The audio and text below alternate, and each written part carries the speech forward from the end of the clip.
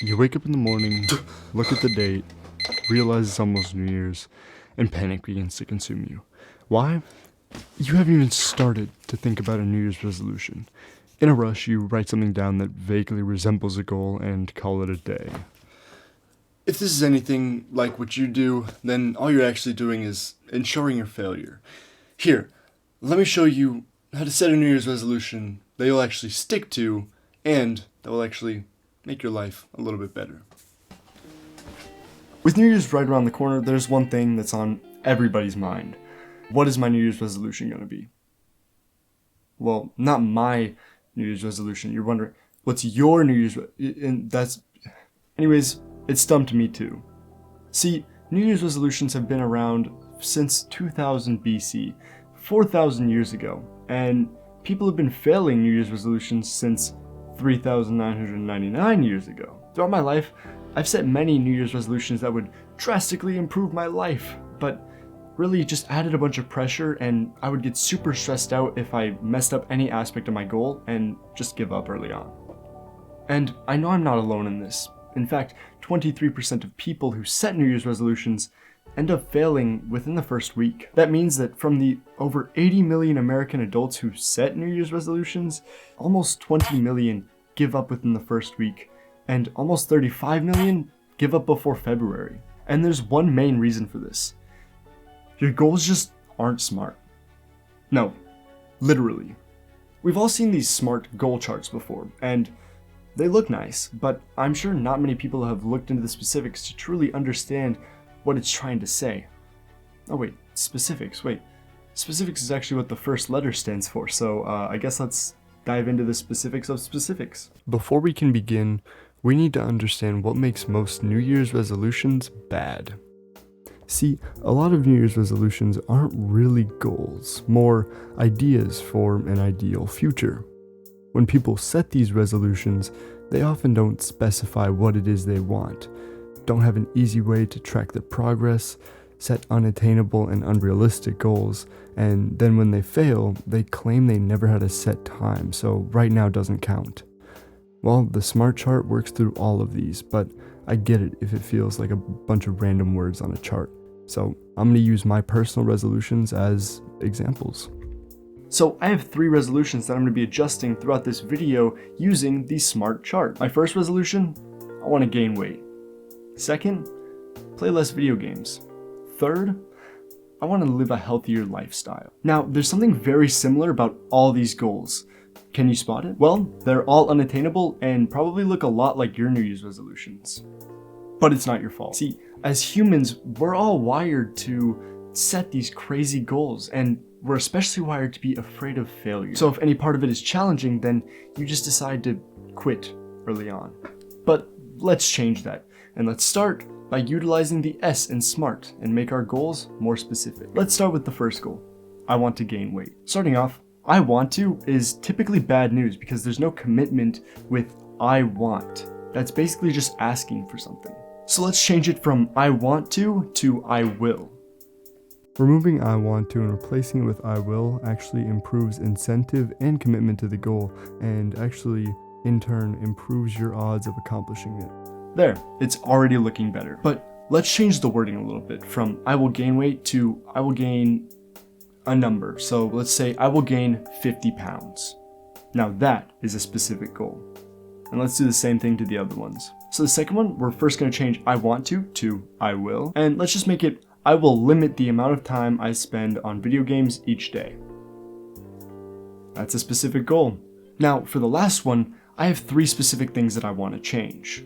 I want to A, consume dietary supplements, B, consume less Red Bull and fast food, and C, get a consistent skincare routine. So let's make this I will take vitamins and creatine, I will consume less Red Bull and fast food, and I will do my skincare consistently. There, that's much more specific. Now let's move on to M, measurable. Now, measurability often ties into specifics, but there are a few things that still need to be adjusted. For example, let's take a look at resolution 2. Playing less video games isn't foolproof because less is entirely subjective. If I go some days playing 10 hours of video games a day right now, then 9 hours a day in the future is technically less, right? But that kind of defeats the purpose, so I'm going to give it a measurable value, like maybe a specific amount of time that I can play every day. And considering I'm awake 16 hours a day, I'm going to need some time to work on school, and some time to myself. So I think I'm actually gonna put video games in the time for myself. Let's say that 30 minutes of my personal time each day can be spent on video games.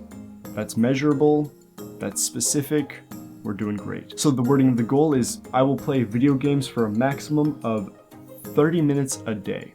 It's pretty good.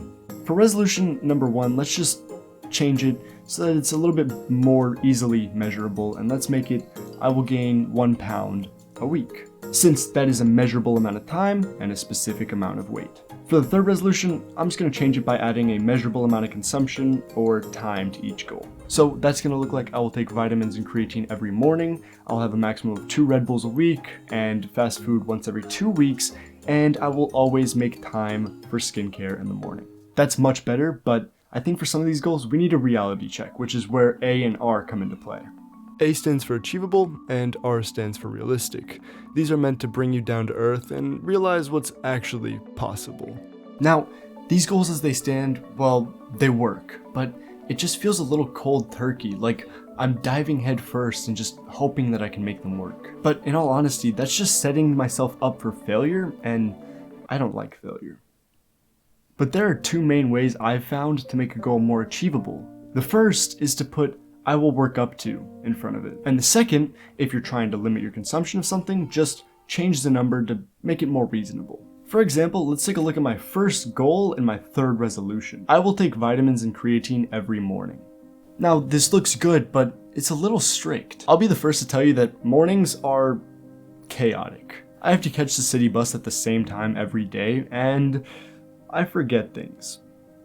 A lot. And this holds true with a lot of things, because life is unpredictable. Maybe I'm in the middle of a game and my 30 minutes is up, but there's 30 minutes left in the game and I have to leave my teammates to suffer. Or maybe I get home one night and I'm just exhausted, but I have a bunch of homework to do and I just need 1 Red Bull, but I've already had 2 for the week. Well, there's an F for me. The A and R and SMART are trying to help with making it a little bit more realistic that you'll achieve your goal and give a little leniency in this chaotic life. So let's change that goal to I will take vitamins and creatine every day.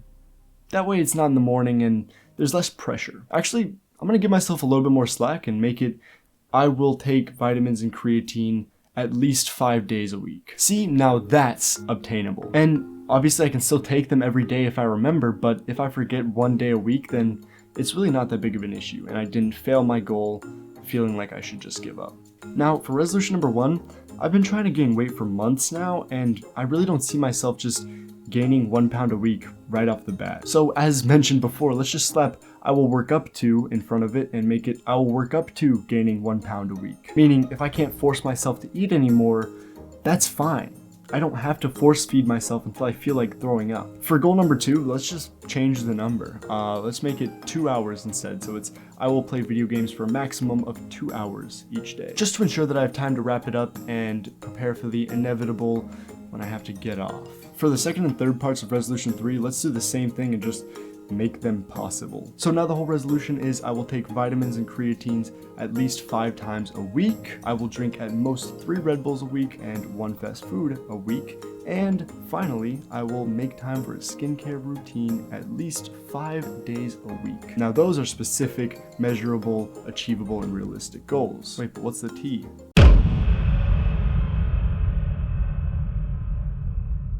We don't just want to be smart, we need the T. The T of timely. I'm gonna be honest, these goals are pretty timely already, but let's just add a little bit more to them. Primarily the first one, which is currently I will work up to gaining 1 pound a week. Let's just go ahead and throw in a deadline there. Let's make it I will work up to gaining 1 pound a week by December 2023. That is a SMART goal. The other 2 are already rather timely considering they have set time limits. They don't really need a deadline. They can stay as they are. But we still haven't gotten to the most difficult part of New Year's resolutions. Building the habit. Now, forming habits is awful. Life is unpredictable, and it throws things at you before you comprehended the last thing that it threw at you. And you need to build these habits within the first month, or else you're destined to fail. But there are steps you can take to prepare and to plan ahead. Use external tools like calendar or reminder apps that will prepare you for things that you haven't entirely accounted for. See, when you set a goal, the last thing on your mind is, am I going to be out of town? But that's actually really important for your goal. So go through a calendar and just look at which days you're most likely to fail and take them into account when making these habits stick. Plan around your busy schedule and adjust your goals if they seem like they're impossible when you lay them out on a calendar. Change them around until you really think that it's possible for you to achieve them, because you don't need to change everything about yourself after January 1st. Because let's face it, that's impossible. So go out and set smart goals, plan for them, and build the foundation of these habits. Because at the end of the day, you can't build a house or really anything without the supports. Thank you all so much for watching. This is the first real video on the channel, but I hope you enjoyed it. And if you did, I'd really appreciate a like or a sub. Thank you so much for making it this far. And without further ado, I'll see you silly geese and stinky meese later. Deuces pooses.